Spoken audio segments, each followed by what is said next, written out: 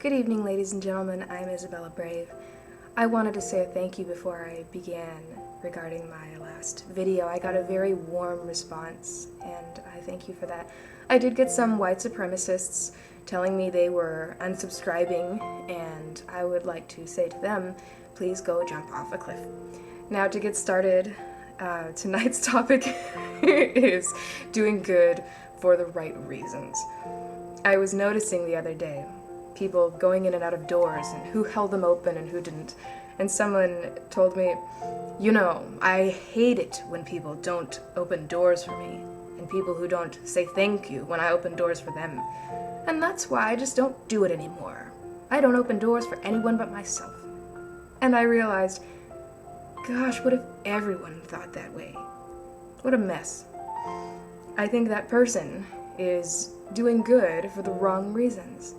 Now, I don't know where you come from if you think that you deserve a trophy or a parade or even guarantee a thank you for doing what's good and what's right to others and being kind to them and respectful. But in life, you probably will not get these things. But that's not why we ought to do good. We ought to do good not because it's special or extra, but because it's the minimum of what we owe to one another. Imagine the person who always opens the door for everyone, no matter what. And if that was how everyone thought. This is much better, I think. We should not certainly punish other people in general because of an apparent lack of gratitude on the part of some. It could be that people are so busy they seem ungrateful, or they actually are thankless. But this is okay. I'd rather be nice to someone spoiled than mean to someone who really could use a hand.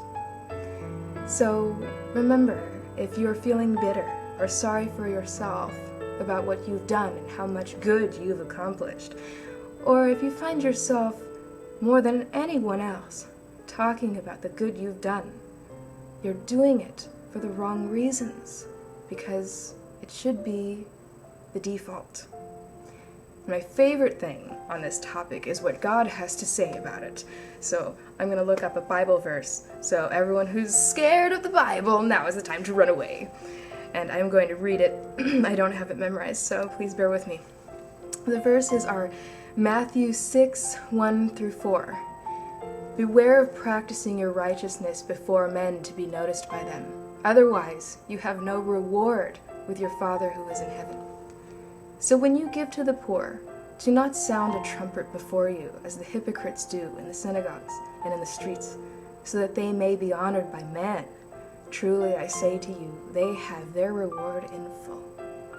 But when you give to the poor, do not let your left hand know what your right hand is doing, so that your giving will be in secret, and your Father who sees what is done in secret will reward you. I really like that. It's not karma so much, but justice, which is a little bit different because there's a definite consciousness behind justice.